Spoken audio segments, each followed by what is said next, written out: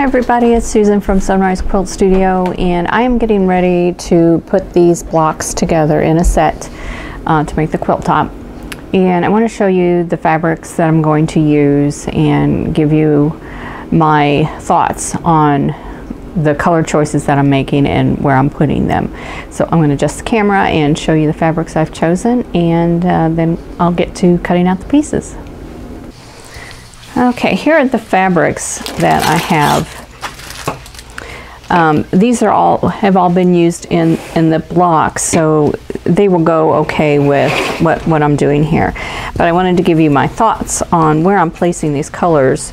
I've got this cream color that I've used. It's like in the angel, it's in the background of the house block. It's in the tree, and it's in the small package of the gift boxes. So this one hasn't been used a whole lot in the blocks, but there's enough of it that you see it and it goes with everything. Now here's the green holly that I used in several places too. It's also in the house, and the candle, the star, it's in the stocking and the wreath and the bell, and there's a little bit of it in the gift boxes. This is what I think I'm going to use for my sashing. And then for the inner border, I'm going to use this fabric here, the red, and that will be sashing inner border, and this will be the outer border is what we're going to do. So we're going to have the green, the red, and then this cream color. So and what I'm thinking is there is a lot of red in those boxes. Let me adjust this so you can see them. There is a lot of red in the blocks, and so instead of putting the sashing as red, I'm going to use the green. And then for the cornerstones, I'll go ahead and use the red, and then for the outer border, I will use the cream color. And part of my reasoning for doing this, not only is it the colors, it's the amount of fabric that I have, because this is all from scraps. I didn't buy yardage for any of this. This is all what I've got left over from other projects. And with my calculations, the only way this is going to work is to use them in the places that I've stated. The green in the sashing, the red in the outer border, and the cornerstones, and then the cream color as the outer border. So I'm going to start cutting this up, and then I'll start putting it together, and hopefully this will work, because these are older fabrics. They cannot be replaced. This cream colored fabric, I made this in the mid 1990s. I used it to make a dress in the mid 1990s, so I know I cannot get that again. And so are these others. They're older. The newest is the red, and this one here, and I bought this about 3 years ago. So when you're doing a scrap quilt, you just have to make do with what you've got, and that's what I'm doing here. So I'm going to go ahead and start cutting, and then I'll get back with you and show you how it's progressing. Okay, I'm ready to get cutting now, and I have my instructions with me. I went ahead and printed them off for myself because I didn't want to have to stand here and calculate everything again, when I've already done it. So for the sashing, I need 17 2.5 inch by 8.5 inch rectangles, and so I've got my green here, and I've got this edge squared off, and this is the length of the fabric is here. This is the width. So I had been cutting off pieces off of the length, and so I want to make sure that I had the grain right. I didn't want to be cutting it on the lengthwise grain. I wanted to be cutting the sashing on the crosswise grain. So that's why this edge looks all chopped up, because it actually was. So I'm going to go ahead and get cutting, and I've got my OmniGrid ruler, and we're going to do 2.5 inches by 8.5 inches. So I'm going to start cutting some strips that are 2.5 inches wide. And this section back here is well, it's not quite 15 and to down, and it goes to here. So we'll see. I'm going to cut this one first and then cut it into segments and see how many I can get out of this. I'm not going to get the same number out of each cut because of the irregular edge here, and this isn't a full width of fabric, but I think there is enough here that I can get all the sashing. So 2.5, and let me fold that out of the way. And then I need to square up this end. So when you work with a quilt that you're making out of scraps, sometimes it's a little bit more work because you don't always know exactly how much fabric you have, or if you have enough fabric to do what you want. So that's one of those times when it's good to have several different colors or several different prints of colors that go together. Like if I had another deep green that would go with this, and then I could just mix them together, and just all the sashing could be you know, several different fabrics. But this is kind of a specialty area because it's a Christmas quilt. It's a themed quilt, so I have to go with what Christmas themed fabrics I have, or that are near that same color. So, and I really didn't have any of those, so I'm going to now cut this into 8.5-inch segments. So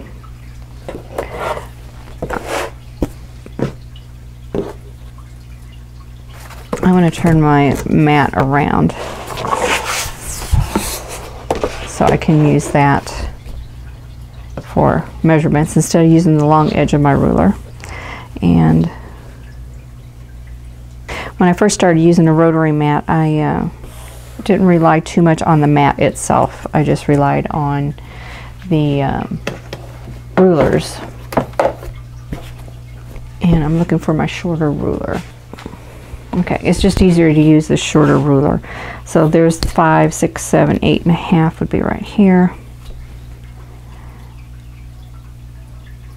And I'm going to line this 1/2-inch mark up with the markings on the ruler, or on the mat.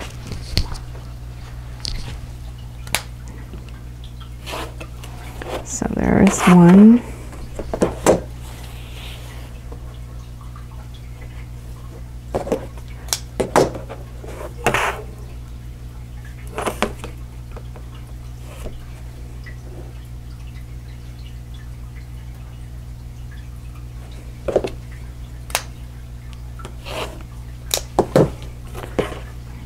Two. And actually I can get 3 pieces out of it. That's good. I wasn't sure I'd get that many.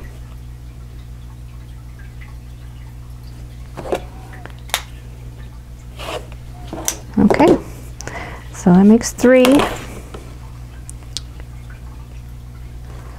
Only 14 more to go. So I'm going to estimate that I can get 3 out of each cut and go from there. So okay, here's my cornerstone fabric as well as the inner border, and I'm going to cut the cornerstones from this. And I'm not going to cut the borders until I get the top put together, and then I'm going to measure that and determine the length of the borders that I need. So I'm just going to square up this piece here,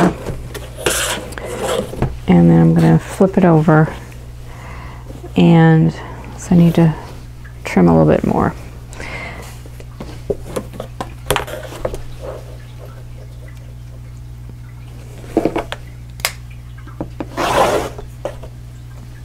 There we go.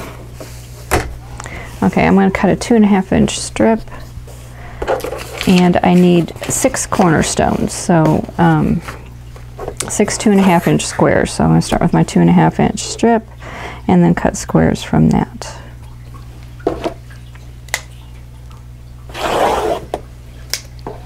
And then I'll see if I need another strip after that.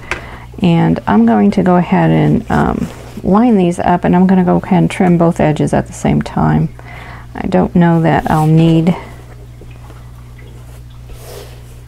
that one edge, but I'm going to go ahead and do it anyway. Might as well do them both at the same time. Okay, this is a metallic fabric, and it's got metallic paint on it, and sometimes that's a little hard to cut through, so you have to keep that in mind. You might need to press a little bit harder with your rotary blade.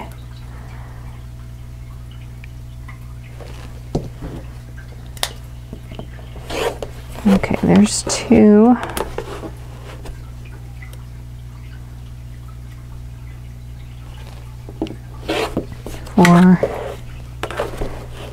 And 6. Now from trimming those 2 edges at the same time, I could start from that edge and cut 2 at a time. So now I have my cornerstones, and now I can start putting this together. I've got my sashing pieces and my cornerstones, and I had the first row of blocks. So I'm going to go ahead and start attaching the sashings to the sides of the first 2 blocks. I'm not going to put them on the outer edges of the blocks, just on the inside. So that I'm following this diagram that I had put on my blog. And so all of these white sashes, that's going to be green in my quilt. So I'm going to start with that. So the first block is the Christmas tree, and I'm going to grab a sashing and just line up my edges and then just stitch it down. Now this is the first time I've used this 1/4 inch foot, so we'll see how this works.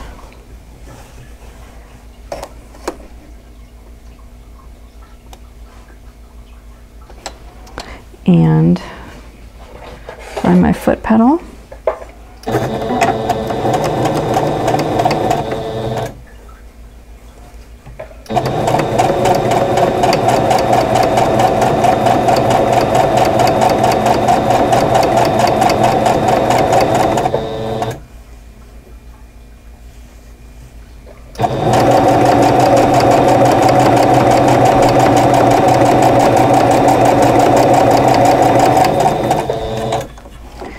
Okay.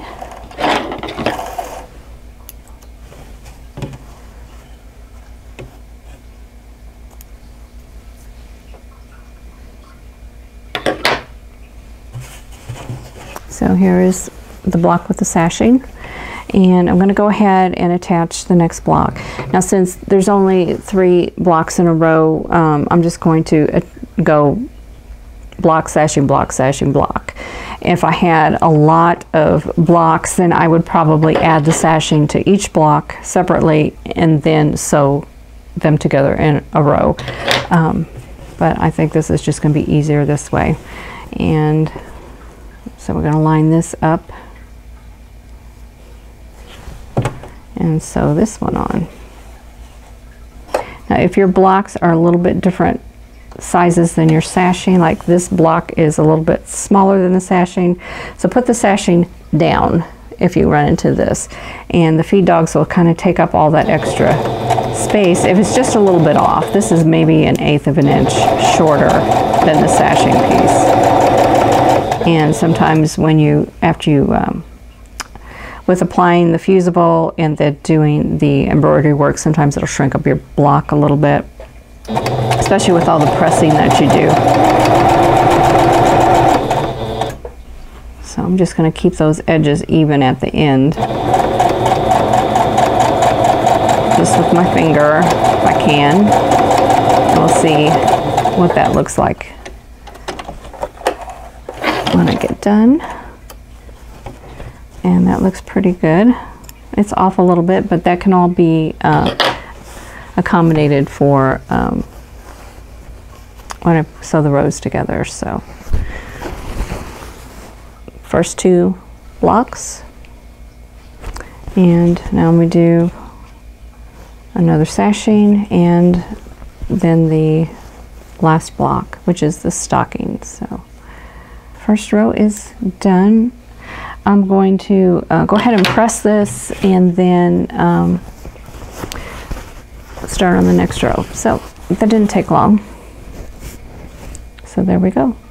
I'm going to go ahead and do the next row, and I'm going to do the sashing with the cornerstone in it. So we need 3 sashing pieces and 2 cornerstones. So I'm just going to get a sashing and a cornerstone and just sew those end to end.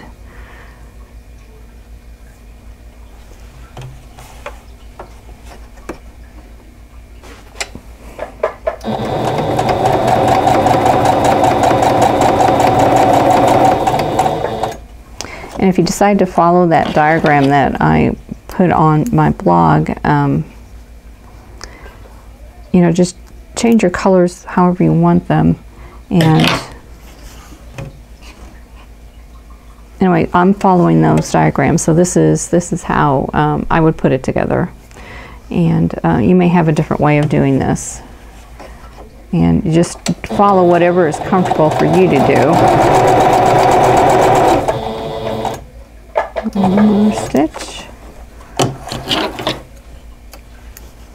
You may want to do some chain piecing.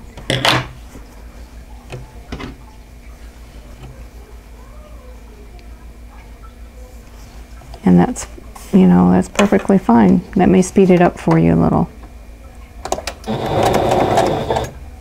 And also watch the directions of your fabric too when you're doing this. If you've got a directional fabric, you'll want to make sure you've got all the pattern in your fabric going the way you want it to. This does not have a direction, so I'm not worrying about that.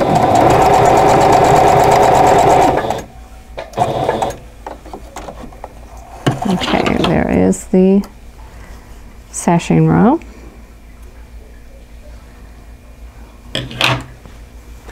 And I need I need 3 of these. So I think I'll go ahead and just make 3 of these right now, and then I'll grab the next set of blocks and sew them together. Okay, I have all of the middle sashings done, and I have all the blocks sewn together in rows with sashing between. And so now I'm going to sew these middle rows of sashing to the border, or to the rows, and I'm going to just start with the top row and work my way down. So I've got put these right sides together, and I'm going to use a few pins here to kind of keep everything in place. And I'm just using a few. I'm not going to use a whole lot. I'm just going to go ahead and put one at the beginning, and then I want to match my seams between my sashing and my cornerstone blocks. So I believe I have this all pressed so that I can nest these seams together. I have the white of the blocks pressed towards the dark sashing, and then I have the red cornerstones pressed towards the green. So we have these seams will nest together. So just a matter of lining them up, and then I'm going to place a pin, hold it in place, and then I'll go to the next seam and pin that. Just line up all that corner there and pin, and now I'm ready to sew. So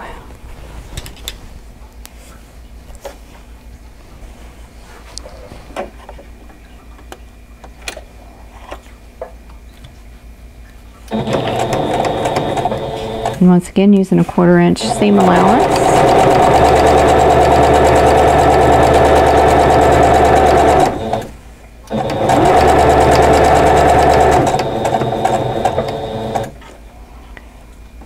And I'm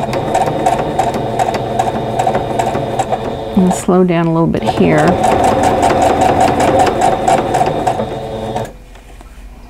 Removing my pins as I go. And a lot of people will sew over their pins, but I don't like to do that.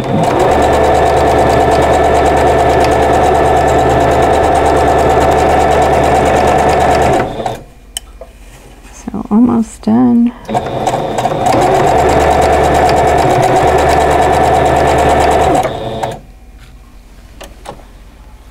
It looks pretty good.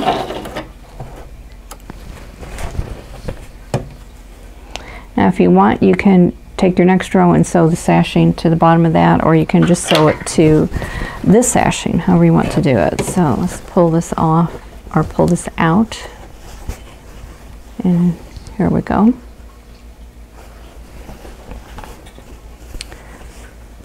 So that looks pretty good. And I think I will go ahead and sew the sashing to the next row. I just sew it to the bottom.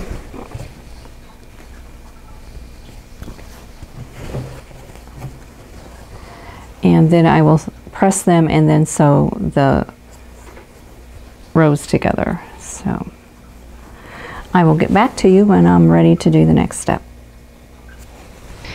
Okay, now I'm at the point where I need to measure my quilt top for the borders, and to do that, the borders, the inner border that I want to put on first, I'm going to put on the sides first, and then I'll do the top. And I do that because if I do the top first, my side borders will be just that needing that much more fabric. So I'm just going to do my side borders first. So what I need to do is to measure in the center from top to bottom to get the measurement for how long these side borders need to be. Now if I measured from the side, I might get an inaccurate measurement. What I'm getting here is 38.5 inches, and then if I measured over here, I might get a completely different number. We'll see how that is. I'm getting about 38 3/8, so it's not that far off. The thing is though, if my center is smaller than my outer borders, which this one is 38 1/4, if this is smaller than the outer borders, putting this extra fabric on is just, the quilt's going to get out of square. So what I'm going to do is use this measurement, and I'm going to adjust the fullness. If there's extra fullness in the blocks, that will be adjusted at that point, so that it'll keep my quilt square.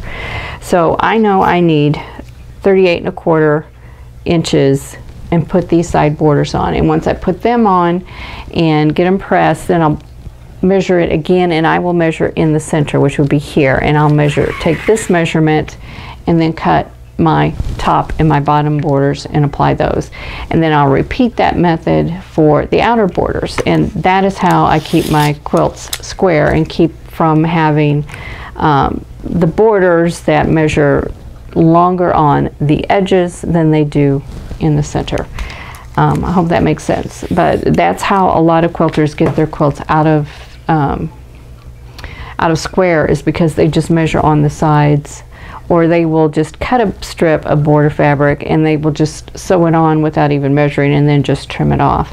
And that can get to where your borders are going to be wider or longer than the center of your top, and it's going to cause you problems in the long run. So I'm not sure that made any sense, but try this method if you're having trouble with having wavy borders on your quilts, if they won't lay flat after you've got them all pieced together. Try this method and see if that makes a difference.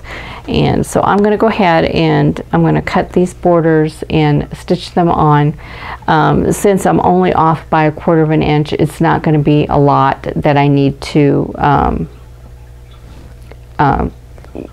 gather up on the edge. It's not, you know, 1/4 inch. That's going to ease in without any difficulty.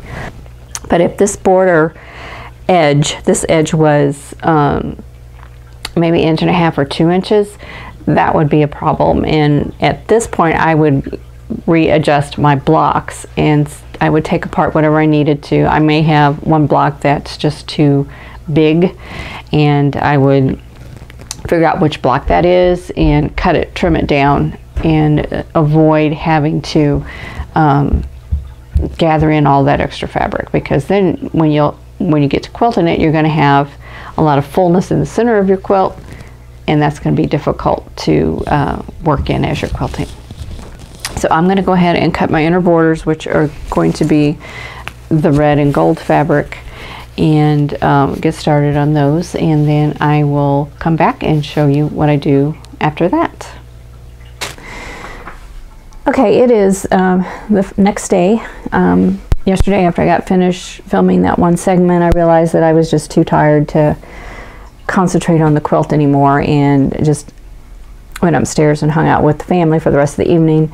And now I'm ready to add these side borders on, and so I've cut them to size, and my measurements for the side border, the inner side border, was 38 1/4. So I cut 2 borders to that size, and I was able to get a full length out of that scrap of fabric I had left. So I've got 2 of those, and so I didn't have to piece them together.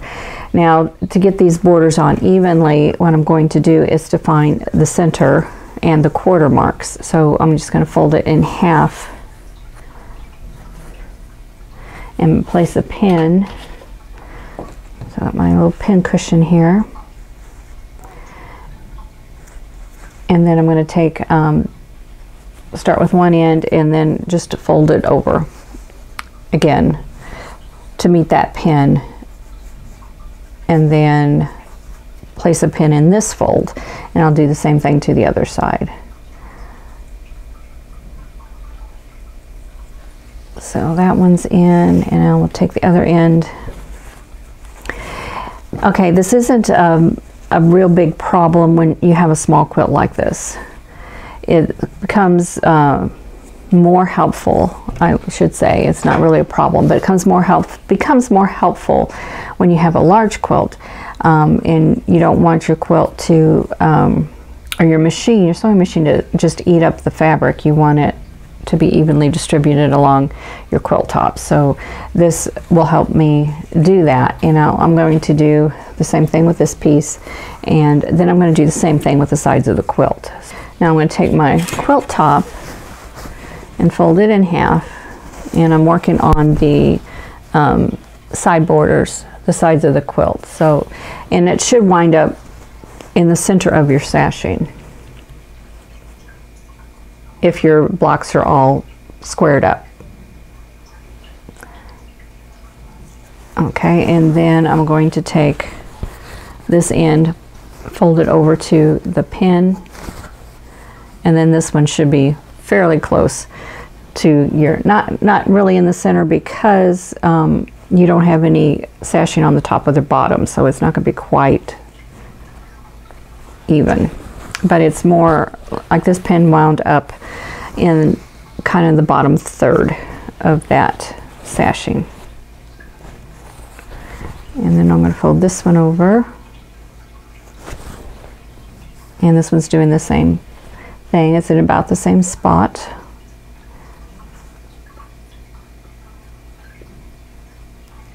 Okay. Now that pin went in, that pin's bent. I'll have to throw that one away. Okay, so now I have my 3 pins. Got one here, one in the center, and then one right here. So I'm going to go ahead and lay this out, and I'm going to take one of my borders, and I'm just going to match up my pins now. So I'm going to go ahead, and this is the bottom, so I'm going to go ahead and pin the bottom edges, and I'm going to make those even. So line up all those raw edges and pin it, and then I'm going to meet these pins, the first set of pins here. I'm going to pull one out and then just place one in that space. Now here's the middle pin.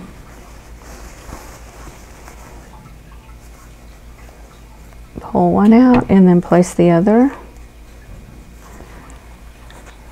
My third pin.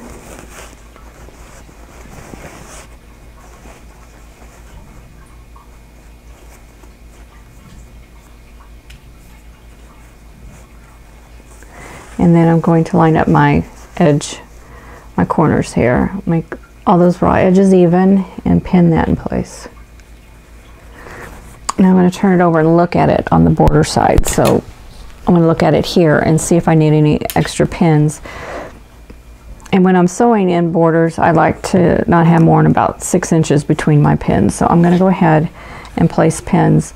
And this way, if there's any fullness between any of these pins, I can kind of maneuver it and kind of get it even. Like there's a little bit of fullness here, but I have it nothing there. So I'm going to kind of scoot that down just a little bit so that I can even that out.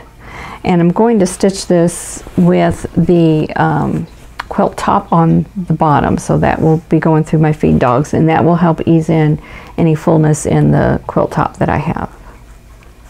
So if you have one side that is a little bit longer than the other, that will help you get it all squared and get all that fullness worked in.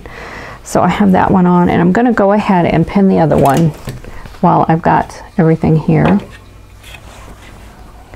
And it's all ready to go. All my pinning is done. Here's the back and here's the front. And on this side, it's all real even. I don't have any problems.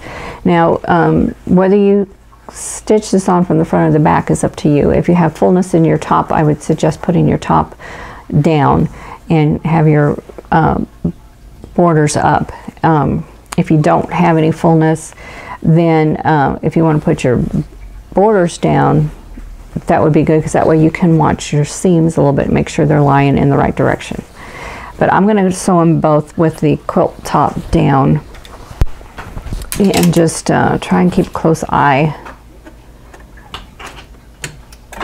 on those seam lines. And let me see if I can adjust my chair a little bit. There we go.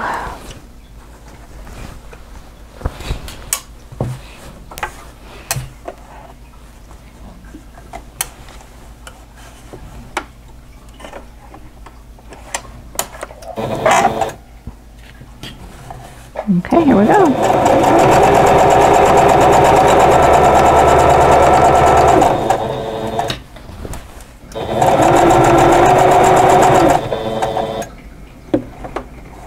Okay.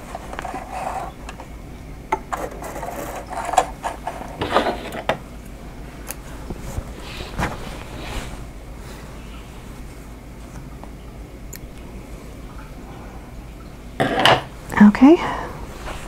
Have one border done. And then I'll go ahead and flip it around and do the other border. And then I'll press the seam open, or press towards the border, and then I'm going to measure it for the top and bottom borders. I wanted to show you the border that had the extra fullness in it, and that's this one here. And as you can see, that it is all sewn in, all eased in without any problem. And here's the other border. So they've all turned out really well.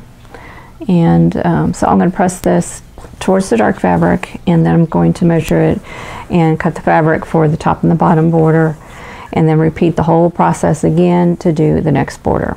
And the next border I have,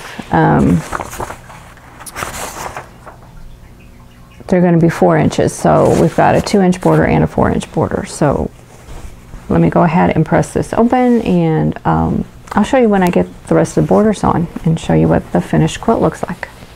Okay, I have all the borders on, and this is up pretty high on my design wall, so it's up under that shady area up there.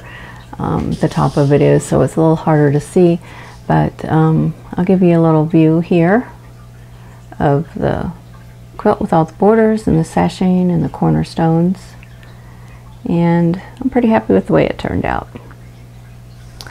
And that block here, the house block, the roof has Angelina fibers on it, and if that will focus in, you can see how it's kind of shiny. And I do have a video showing you how I did that. and that will be coming up soon. And other than that, what I need to do next is to quilt it, and then I will do the other embellishing that I want to do. Well, that's it for this project. It is done to the point where it's all ready to be quilted, but I'm not going to get to that until after the holidays. So I hope your project is completed to the point where you want it, and that you've enjoyed this. And I hope you have a Merry Christmas, or if you don't celebrate Christmas, I hope you're having a happy holiday season. And I hope to see you again in the next video.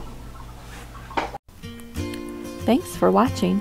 For more quilting ideas, click on the video links. And to keep up with my newest projects, click on the subscribe button. I hope to see you again soon.